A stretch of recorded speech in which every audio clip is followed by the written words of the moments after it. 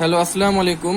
আজকে আমি আপনাদের দেখাবো আপনাদের 36 নাম্বার পেজে, শীট 1 এর 36 নাম্বার পেজে টপিকটা আছে ডিসি পিএমএমসি মিটারের নিচে। যে আমরা এর আগের লেকচারগুলোতে দেখেছি যে অ্যামিটারের রেঞ্জ কিভাবে বৃদ্ধি করা যায়।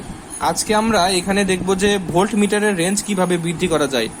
তো আপনারা জানেন যে ভোল্ট মিটার অ্যাকচুয়ালি কোনো রেজিস্ট্যান্সের সাথে প্যারালালি ইউজ করতে হয় to measure the voltage across the resistance. তো আমরা ধরে নেই যে আমার এখানে একটা ভোল্টেজ সোর্স আছে যেটা ভি পরিমাণ ভোল্টেজ ক্রিয়েট করে, এবং এখানে আমি একটা রেজিস্ট্যান্স আছে সেটা ধরেন হচ্ছে আর এম, এবং এটার অ্যাক্রসে আমি ভোল্টেজ মাপতে চাই। তো অবশ্যই এটার অ্যাক্রসে ভোল্টেজ মাপার জন্য আমি এটার সাথে প্যারালালি একটা ভোল্ট মিটার ইউজ করব। ঠিক আছে, এখন আমি ধরে নিলাম যে এই ভোল্ট মিটারটা সর্বোচ্চ ভি পরিমাণ ভোল্টেজ মাপতে পারে। ঠিক আছে, ধরলাম যে এই ভোল্ট মিটারটা হাইয়েস্ট ভি পরিমাণ ভোল্টেজ মেজার করে।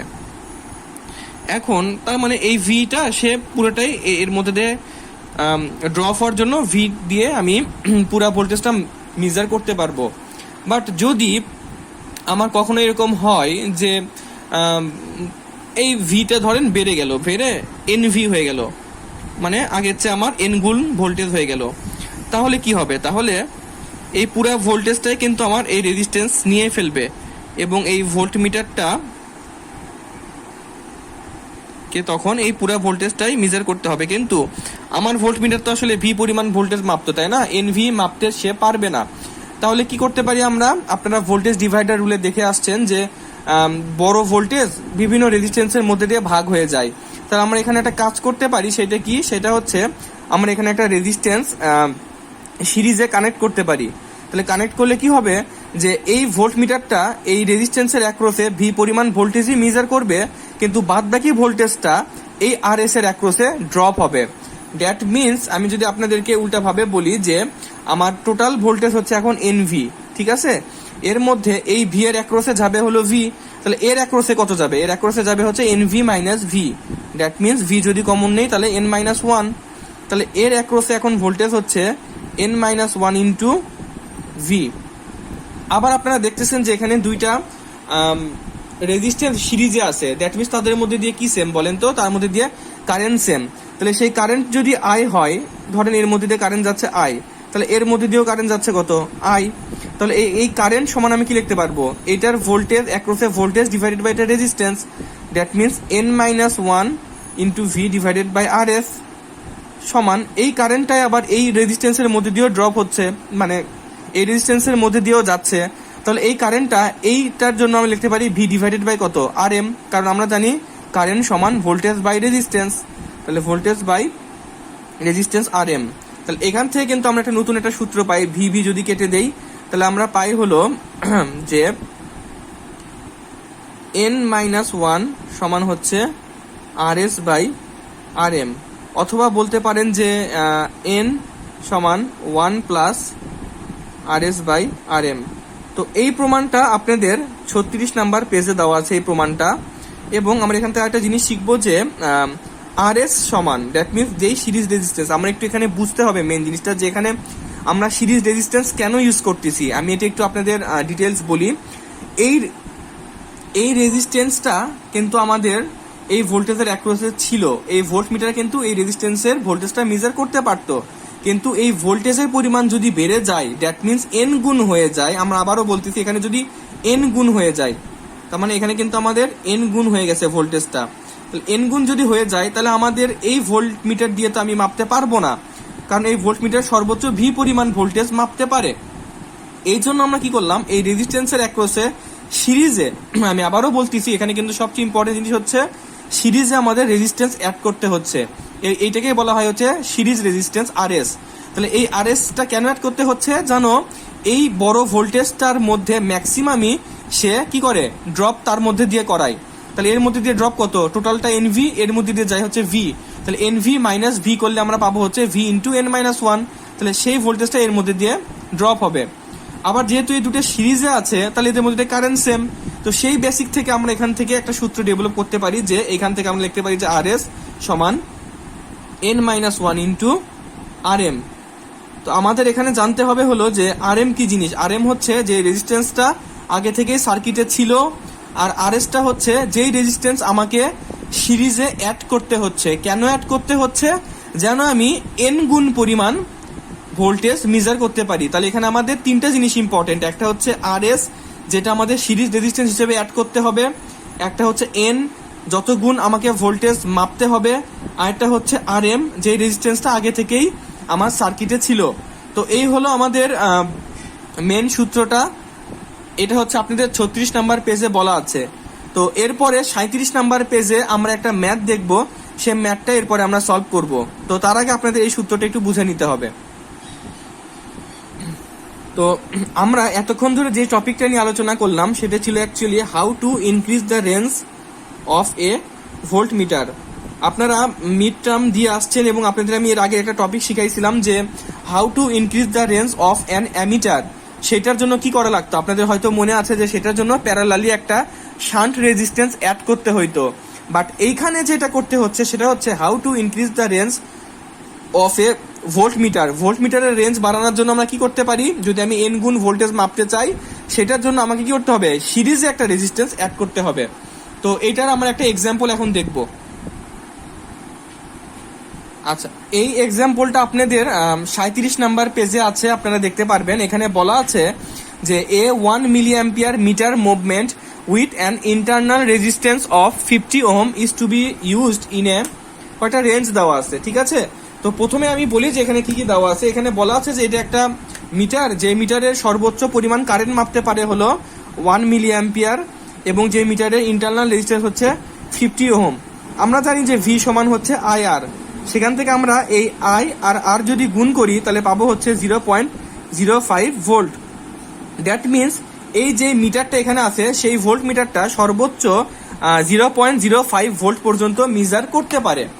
কিন্তু আমাকে এখানে বলেছে যে ইজ টু বি ইউজড, এটা আমাকে ইউজ করতে হবে যেন আমি 0 থেকে 1 ভোল্ট পর্যন্ত রেঞ্জে ইউজ করতে পারি, আবার 0 থেকে 10 ভোল্ট পর্যন্ত রেঞ্জে ইউজ করতে পারি, আবার 0 থেকে 50 ভোল্ট পর্যন্ত রেঞ্জে ইউজ করতে পারি, এবং 0 থেকে 100 ভোল্ট এই রেঞ্জে আমরা ইউজ করতে পারি। এটা আপনাদের এক্সাম্পলটা দেওয়া আছে এখানে। তার মানে দেখেন, আমরা প্রথমে দেখছি যে ভি সমান আইআর দিয়ে ইউজ করে আমরা পাই যে এই মিটারটা সর্বোচ্চ 0.05 ভোল্ট পর্যন্ত মাপতে পারে, ঠিক আছে? বাট আমাকে বলছে যে সর্বোচ্চ 0 থেকে 1 ভোল্ট পর্যন্ত মাপতে হবে। তাহলে 0 থেকে 1 ভোল্ট পর্যন্ত আমি যদি মাপতে চাই তাহলে আমার সর্বোচ্চ এখানে ভ্যালু কত? 1 ভোল্ট। কিন্তু আমার ভোল্ট মিটার কিন্তু মাপতে পারতো কত? 0.05 ভোল্ট। তাহলে আমার অবশ্যই এটার চেয়ে কিছু গুণ বেশি ভোল্টেজ মাপতে হচ্ছে। তাহলে সেটাই হচ্ছে এন, যে আমি কত গুণ ভোল্টেজ মাপতে চাই। তাহলে এখন আমি মাপতে চাই কত? 1 ভোল্ট। আর আগে মাপতে পারতাম কত? মাপতে পারতাম হচ্ছে 0.05 ভোল্ট। তাহলে নিচে হবে হচ্ছে 0.05 ভোল্ট। তাহলে আমি আগের চেয়ে কত গুণ মাপতে চাই? দেখেন, আগের চেয়ে তাহলে আমি 1 এত করলে পাবো হচ্ছে 20। তার মানে কি আমি 20 গুণ ভোল্টেজ আগের চেয়ে বেশি মাপতে চাই। তাহলে এটা মাপতে হলে আমার কি করতে হবে? দেখেন, এই যে রেজিস্ট্যান্স, এই রেজিস্ট্যান্সের সাথে সিরিজে, দেখেন এটা কিন্তু সিরিজ লাইন, সিরিজে R1 রেজিস্ট্যান্সটা অ্যাড করে দিতে হবে। তার মানে এই লাইনটা তখন আমি কি করব? খেয়াল করি আমরা, তখন আমি এই লাইনটা এই পয়েন্টের সাথে অ্যাড করে দিব। তাহলে এই এ পয়েন্টের সাথে যদি আমি অ্যাড করি তাহলে দেখেন আমার এইগুলো রেজিস্ট্যান্স কিন্তু আমার তখন কানেক্টেড নাই।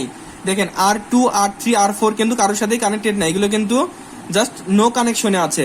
তাহলে আমার এই ভোল্টেজটা সোর্স কার সাথে আছে? শুধুমাত্র R1 এবং RM এর সাথে সিরিজে আছে, তাই না?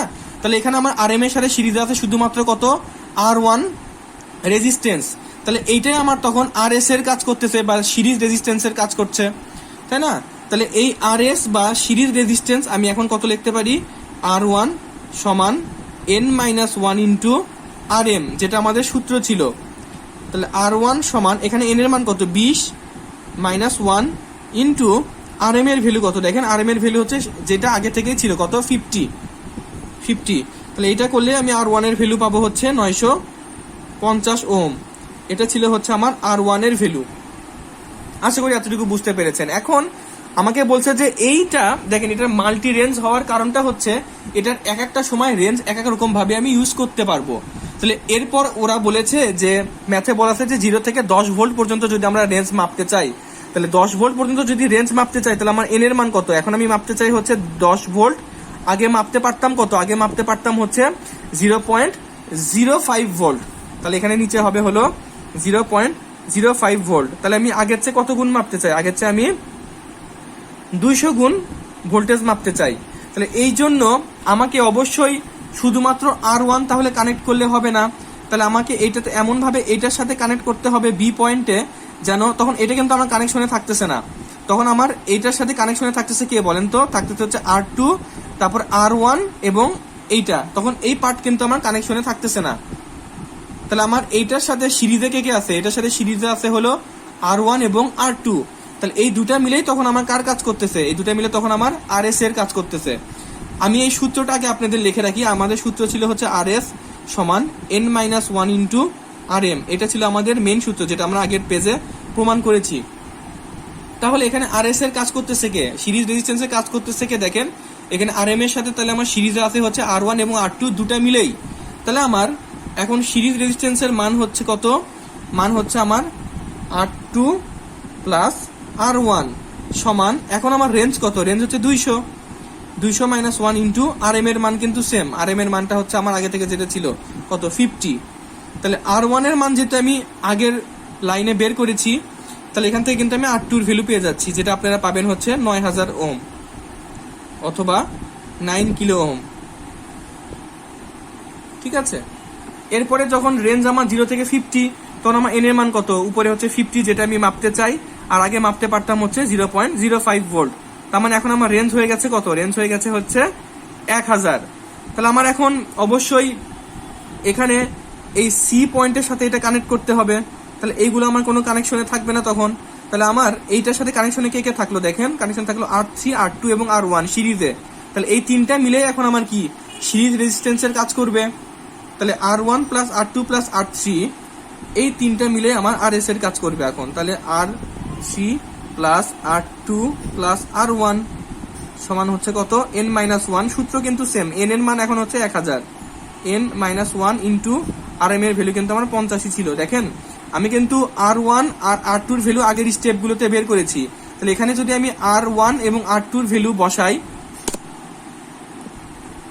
এখানে যদি আমি R1 এবং R2 এর ভ্যালু বসাই, দেখেন এটা কিন্তু আমার 50, যেটা RM এর ভ্যালু ফিক্সড।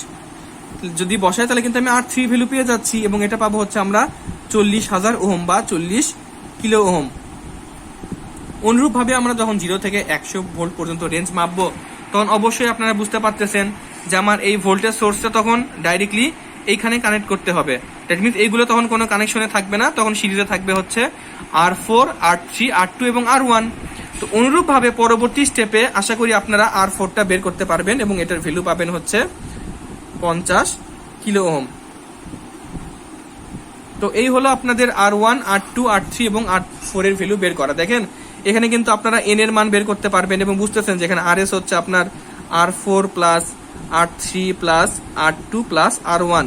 যেহেতু RS মানে কি সিরিজ রেজিস্ট্যান্স, এখানে কিন্তু এই চারটা রোধ R3, R4, R3, R2 এবং R1, দেখেন এখানে কিন্তু RM এর সাথে এখন সিরিজে R1, R2, R3 এবং R4 চারটাই কিন্তু সিরিজে চলে আসছে, কারণ আমার কানেকশন কিন্তু এখন এইরকম করে আসছে, এগুলো কিন্তু এখন কানেকশনে নাই।